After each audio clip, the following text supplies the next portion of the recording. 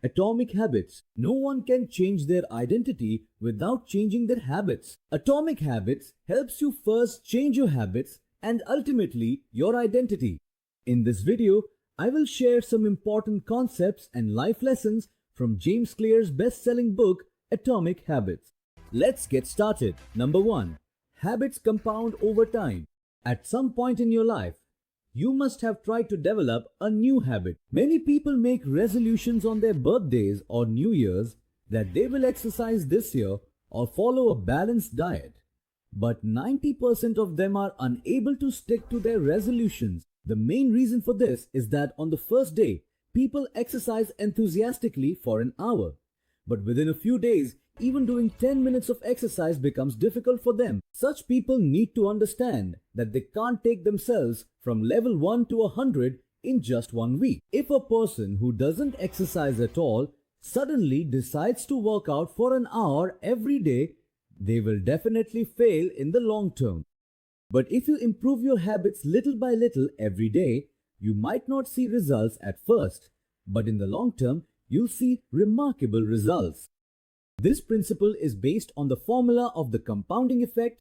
Just like our money multiplies through compound interest, when we repeat even a small habit over a long period, that habit also becomes many times stronger. If we improve ourselves by just 1% every day, in just 1 year, we achieve a 37 times larger improvement. That's why, to build any habit, you should keep this concept of compounding in mind. Let's understand how a habit is developed. When we repeat a particular action multiple times, that habit gets ingrained in our mind. Habits provide us with many benefits. For example, you may have noticed that if you have the habit of doing a certain task, you can do it easily without even thinking about it. That's why it's also important for us to adopt good habits. Any habit is formed in 4 stages. The first stage is the cue.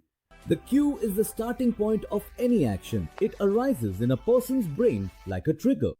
The second stage is craving. When a signal comes to our mind through the cue, it creates a desire in us to take certain actions. This is called craving. Craving is a motivational force that urges us to take action. The third is response. Any desire forces us to give a response. If we don't respond, no action takes place. Many times the desire is so powerful that we end up responding. The fourth is reward. By responding, we receive a reward. The reward further satisfies our desire and cue, because the cue was created in the first place to receive a reward. Now, for example, suppose you are sleeping and a notification pops up on your phone. This notification will act as a cue for you. The cue will create a desire in your brain to check the notification. If your desire is strong enough, you will pick up the phone to respond. Finally, when you check the notification, your desire is satisfied and the purpose of that signal or cue is also fulfilled. A cue can arise from both your internal and external situations. If you stop this entire process at any stage, the action will not happen. If you stop this process multiple times, that action will never become your habit. To turn an action into a habit, it is important for the action to be repeated many times. You can see an example of this in your own life. The actions that you have repeated many times are the ones that have turned into your habits. Next, we need to understand the habit scoreboard and habit stacking. To change your habits, you first need to identify your daily habits. Make a list of your daily habits and categorize them into 3 groups: positive, negative, and neutral. If you have trouble deciding the category, ask yourself this question: will this habit help me become the person I want to be? Based on your answer, you can decide the category. Once you complete your scoreboard, you will need a technique called habit stacking to develop new habits. Habit stacking is a proven technique that helps you develop long-lasting habits. In habit stacking, you have to implement your new habit right after an exciting habit, and you need to improve the clarity of this entire process in your mind. For example, suppose you want to develop a reading habit, then you will create formulas. Every day after dinner, I will go for a walk. After the walk, I will come home and read Atomic Habits at 9 o'clock. Here, having dinner at night is your daily work, and going for a walk at night is your existing habit. We take action to develop the new reading habit immediately after your existing habit. The more sharply you clarify the process, the higher the chances of its success become. In the same way, to develop a habit, you should also make the process clear in your mind with respect to time and location. This is how you use time and location. Suppose you want to build a habit of exercising every morning, then tell yourself, tomorrow morning at 6:00 a.m. I will go to the terrace and exercise for 20 minutes. In this, you have made the time, location, and your actional three things clear. You can do the same to build new habits for yourself. You also need to understand what the situations and people around us are like. This has a significant effect on our habits. For example, whenever we feel sad, we tend to eat more or get involved in any bad habit. This is a fact.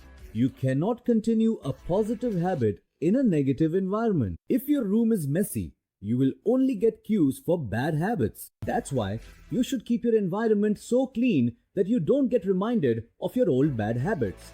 You cannot free yourself from bad habits by relying only on motivation and self-control. Our family and friends are also part of a positive environment. We can't replace our family, but we can choose friends whose habits are the ones we want to adopt. Every habit is formed through cue, craving, response, reward, and repetition. If you want, you can use these to your own benefit. For example, if you want to develop good habits, your environment should be such that it provides cues for positive habits. Once you start getting cues, the next step is your desires. You need to make your desire attractive so that you can respond well. It's important to remember that when you respond, your surroundings should help your actions, not create problems. When the response is complete, you get a reward, meaning your desire is satisfied. That's why it's important for positive habits to provide you with more satisfaction. Similarly, these same elements will help you break a bad habit as well. First of all, the cues for bad habits should arise as little as possible in your mind. For this, you should create an environment where you are not reminded of your old bad habits. If somehow your mind does get cues for bad habits, then try to make your desire for them unattractive. Think in such a way that even if you respond, you won't enjoy it.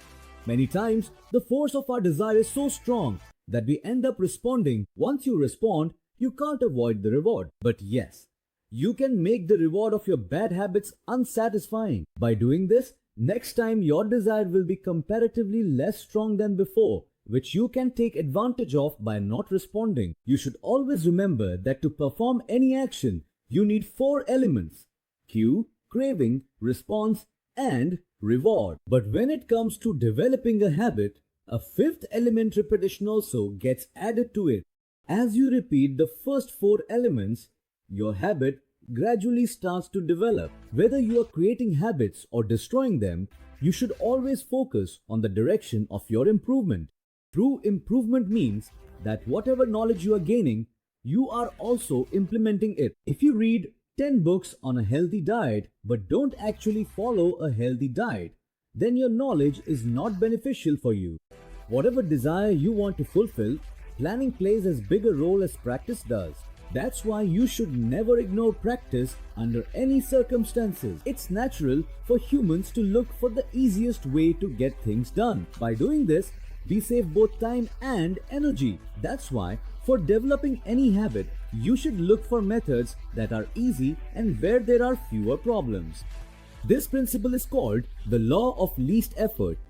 Now, let's understand another interesting rule, the 2-minute rule. Adopting any new habit is hard, but the 2-minute rule says that if you can continue a new habit for the first 2 minutes without any trouble, there's a good chance you'll develop it in a short time. For example, when you start exercising for just 2 minutes, you often feel motivated to continue for 10 minutes as well. As your motivation increases, the amount of time you spend also goes up. The author of Atomic Habits also mentions the Goldilocks rule. This rule explains that the biggest problem on the path to success is boredom, not failure. A person's motivation is highest when the work is neither too hard nor too easy, because doing easy tasks makes a person feel bored. While if the work is too hard, it exceeds the person's capability. That's why, according to the Goldilocks rule, you should set a goal that matches your abilities and isn't too easy. A person's habits make any task easier, so feeling bored with it is inevitable. Therefore, if you want to keep working through your habits, you should also learn to cope with boredom. In other words, you should become comfortable with boredom so that you can continue your work. So guys, these were the important concepts and lessons from the book Atomic Habits. You can find the link to this book in the video description. If you found the video useful, please like, share and subscribe, and I'll see you in the next video with more book summaries and life lessons like this. Thanks for watching.